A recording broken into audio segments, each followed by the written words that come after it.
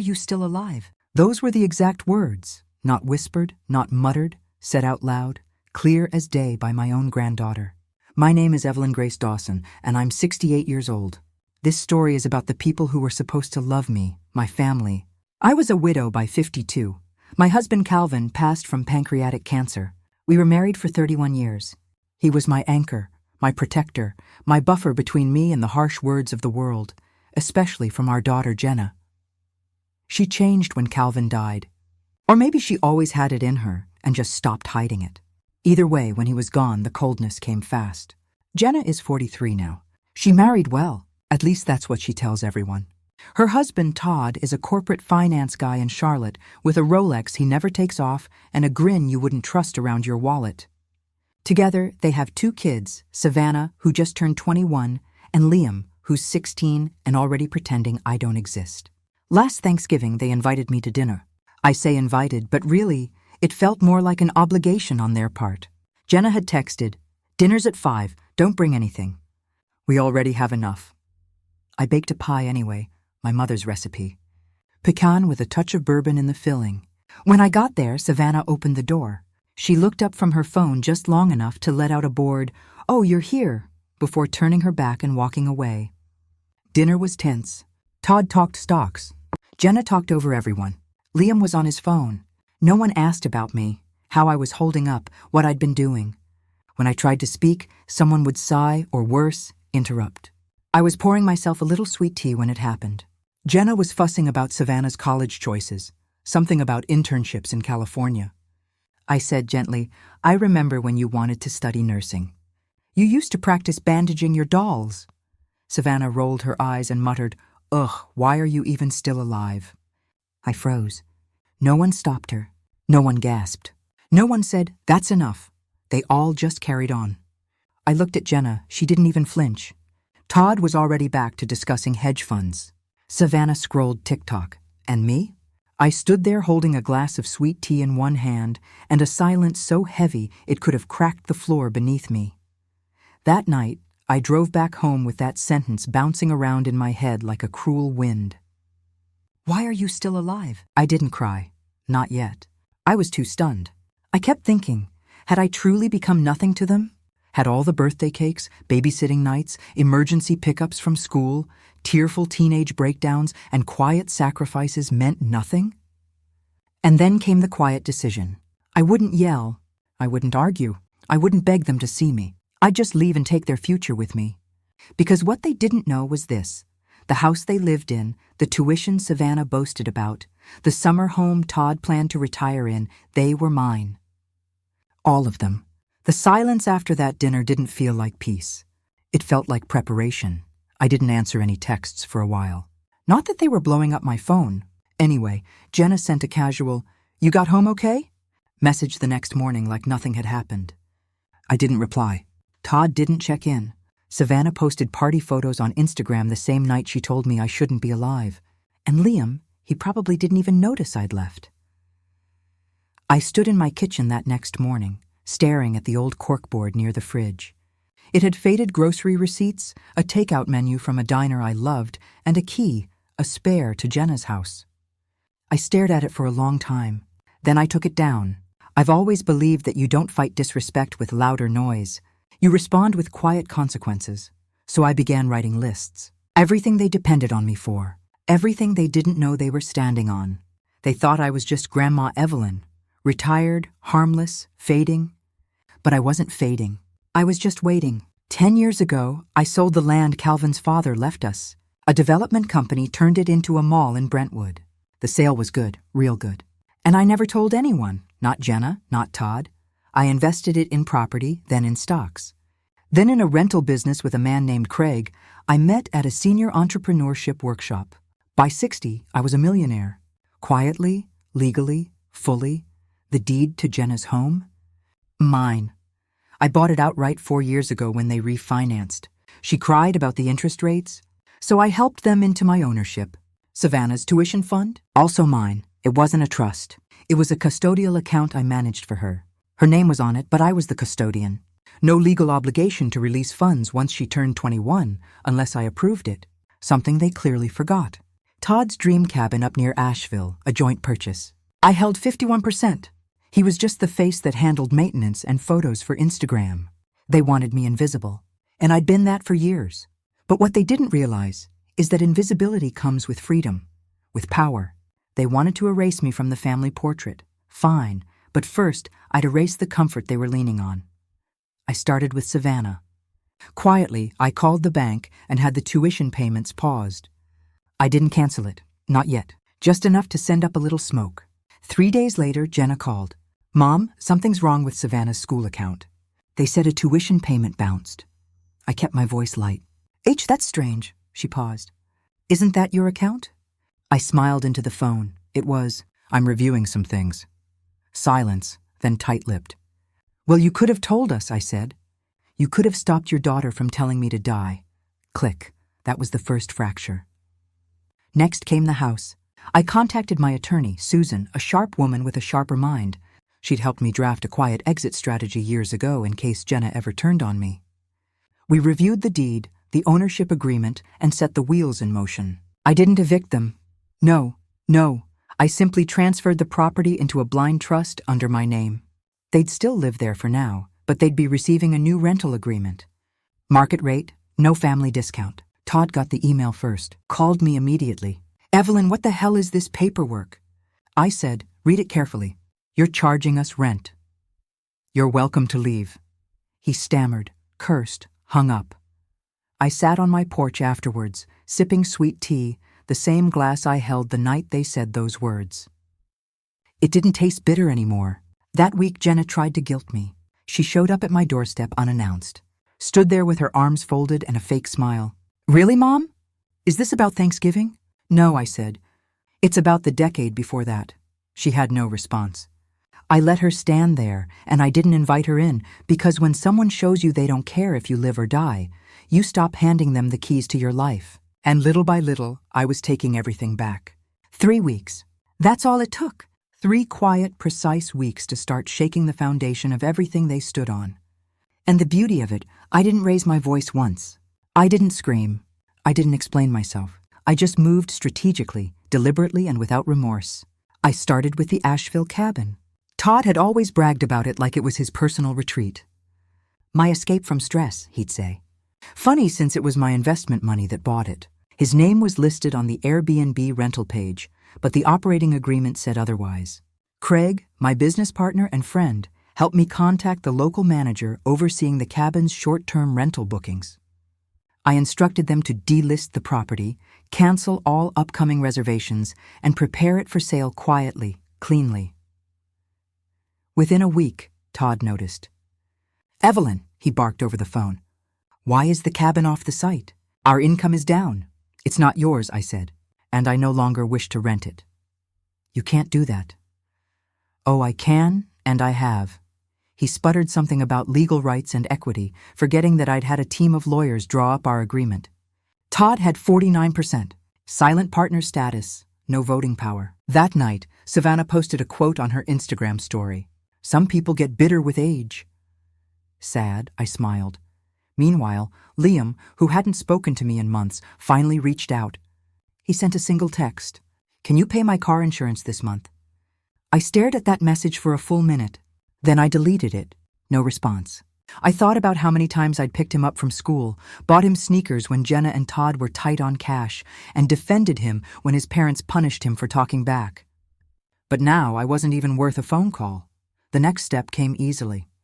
I contacted the university financial office handling Savannah's account and officially closed the custodial funding. I donated the remainder of the fund, $48,000, to a scholarship program for single mothers going back to nursing school. I even added a note in honor of the woman who was told her life no longer mattered. I didn't need a thank you. I just needed peace. 3 days later, Jenna called. She was sobbing. They're saying we owe this semester's tuition in full. Mom, please. Savannah already picked her classes and she'll lose everything if we don't. I let her cry. Then I asked calmly, does Savannah still think I should be dead? Silence. Deep hollow. You can't do this, she said, her voice shaking.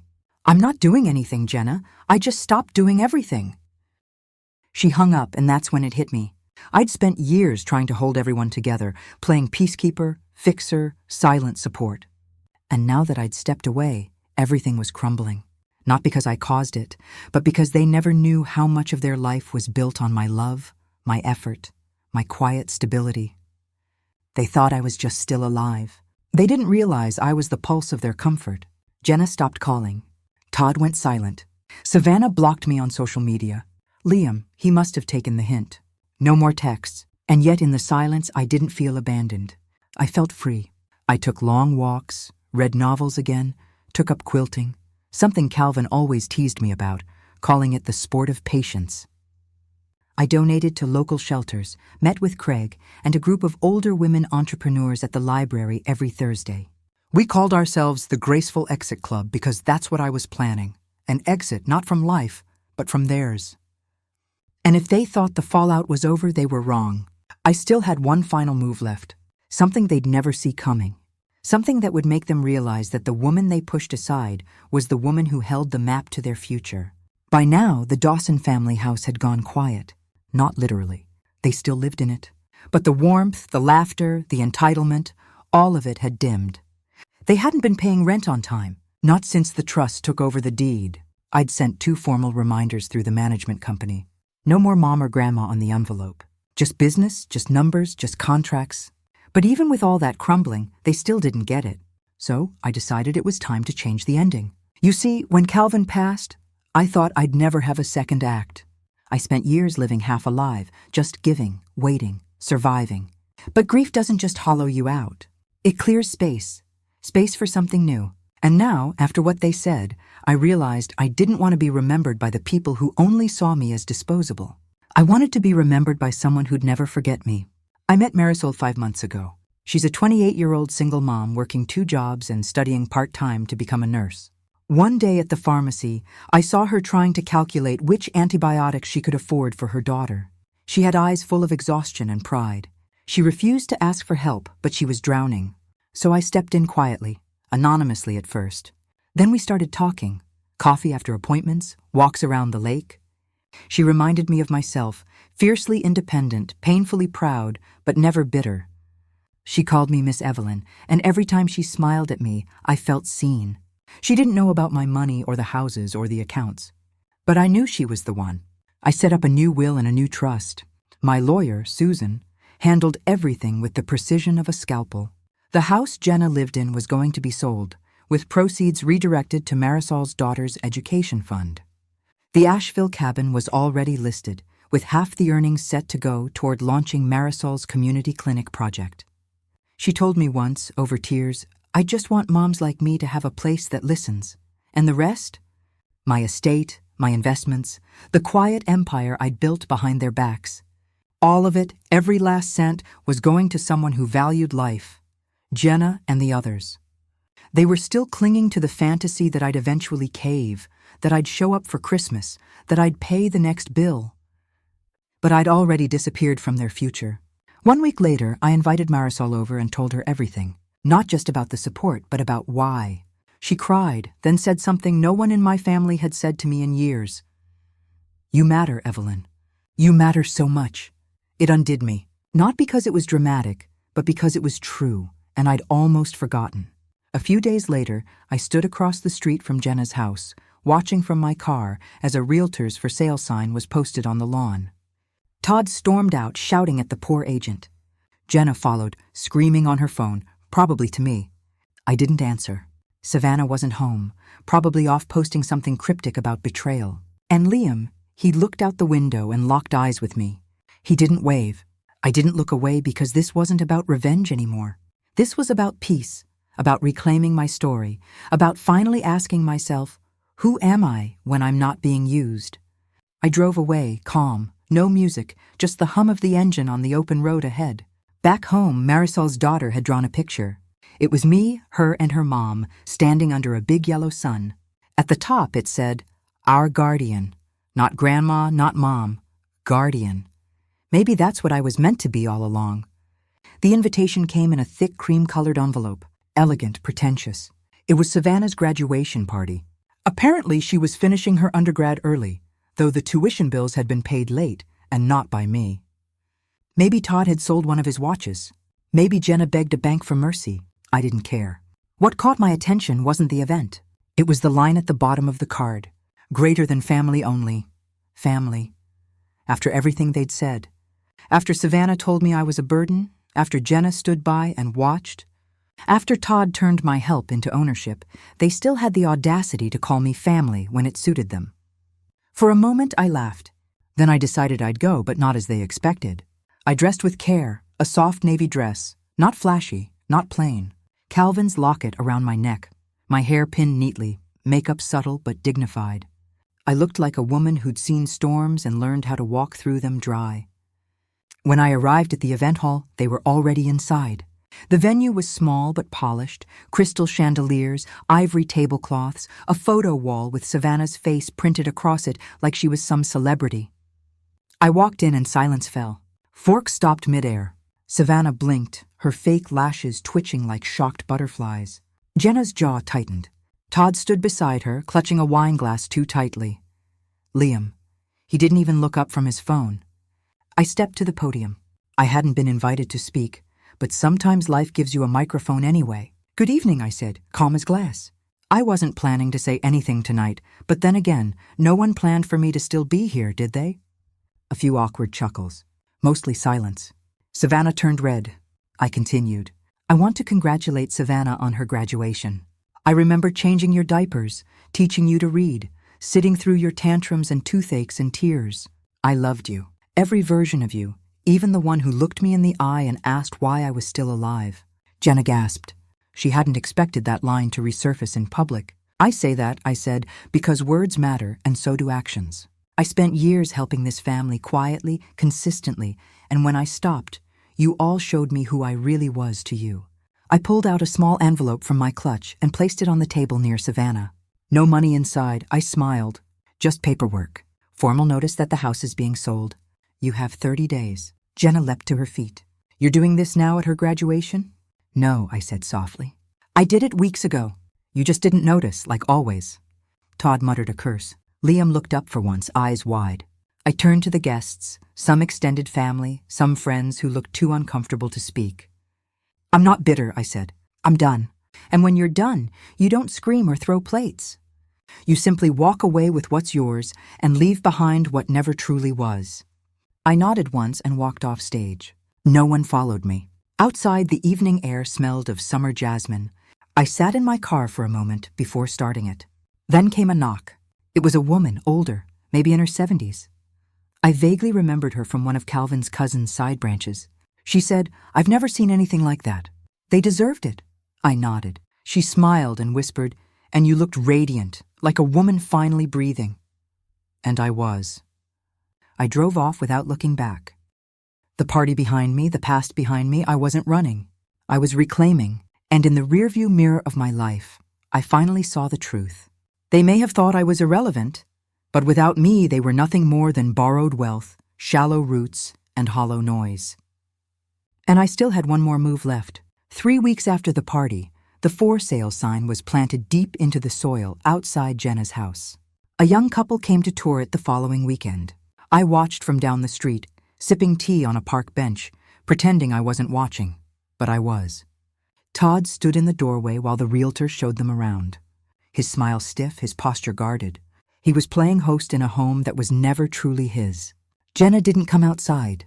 Savannah had already moved in with a friend, blaming toxic family vibes.